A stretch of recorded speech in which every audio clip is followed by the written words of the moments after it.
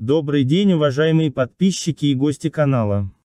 Решение об участии Валиевой в одиночном турнире игр примут до 15 февраля.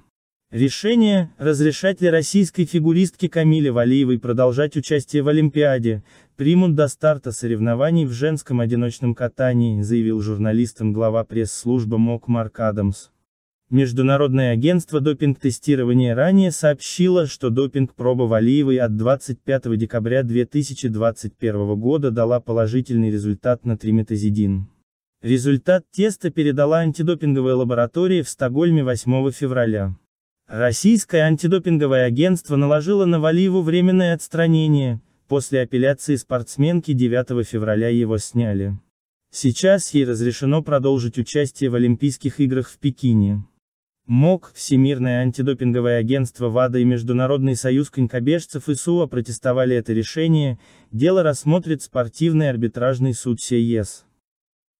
Мы хотим, чтобы процесс завершился как можно правильнее и быстрее, поэтому мы и обратились в СЕС. Мы хотим решить это, чтобы все сконцентрировались на спорте.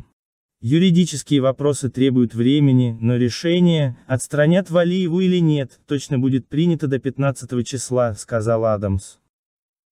Международный олимпийский комитет МОК приветствует начало расследования в отношении окружения российской фигуристки Камилы Валиевой после обнародования факта положительной допинг-пробы спортсменки, заявил глава пресс-службы МОК Марк Адамс.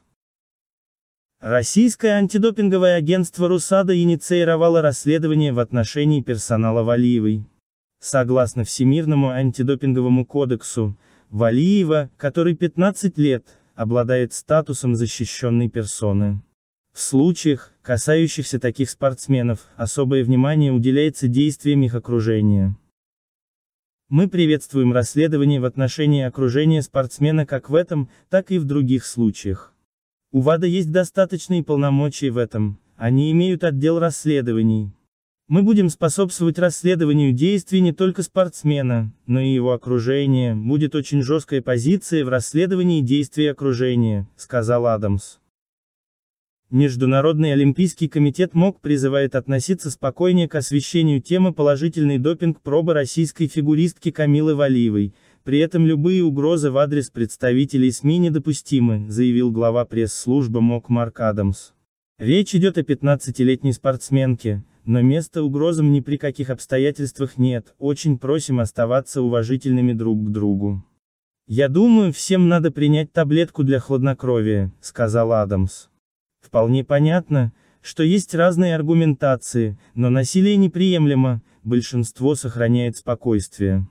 Мы должны сохранять спокойствие и взаимоуважение, надо немного охладить свой пыл, мы тут все для того, чтобы освещать игры, в том числе и этот случай. Всемирное антидопинговое агентство ВАДА отказались комментировать причины долгого исследования допинг-пробы российской фигуристки Камилы Валиевой. Мы не можем давать дополнительные комментарии по этому делу, поскольку оно находится на рассмотрении, ответили в пресс-службе ВАДА на вопрос о причинах длительного исследования допинг-пробы Валиевой.